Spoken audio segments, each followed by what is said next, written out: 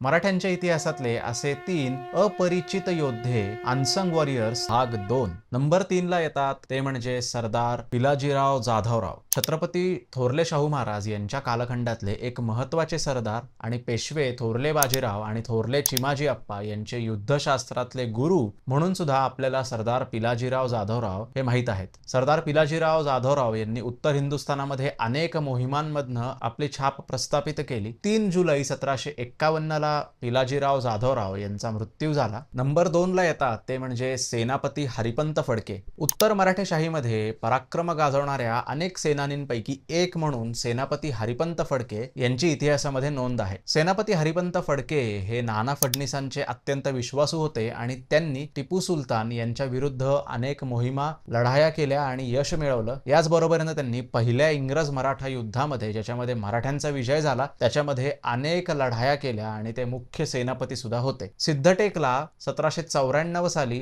सेनापती हरिपंत फडके यांचा मृत्यू झाला. नंबर 1 ला येतात ते म्हणजे सुभेदार नावजी बलकवडे. छत्रपती संभाजी महाराज यांचा मृत्यू झाल्यानंतर औरंगजेबानं अनेक किल्ले जिंकून घेतले. तसाच त्यांनी सिंहगड सुद्धा जिंकून घेतला. सुभेदार नावजी बलकवडे आणि त्यांच्यासोबत 400 मावळ्यांना छत्रपती राजाराम महाराजांच्या आज्ञेनं सिंहगडाकडे रवाना केलं. 1 जुलै 1693 ला सुभेदार नावजी बलकवडे यांनी सिंहगड जिंकून घेतला आणि जेव्हा ही बातमी जिंजीला छत्रपती राजाराम महाराजांना कळाली तेव्हा त्यांनी 7,000ची मनसब आणि पदाती सप्त सहस्त्री हा किताब देऊन सुभेदार नावजी बलकवडे यांचा गौरव केला. तुम्हाला काय वाटतं, अजून असे कोणते कोणते मराठ्यांच्या इतिहासातले अपरिचित योद्धे आहेत हे मला कमेंटमध्ये नक्की कळवा. धन्यवाद.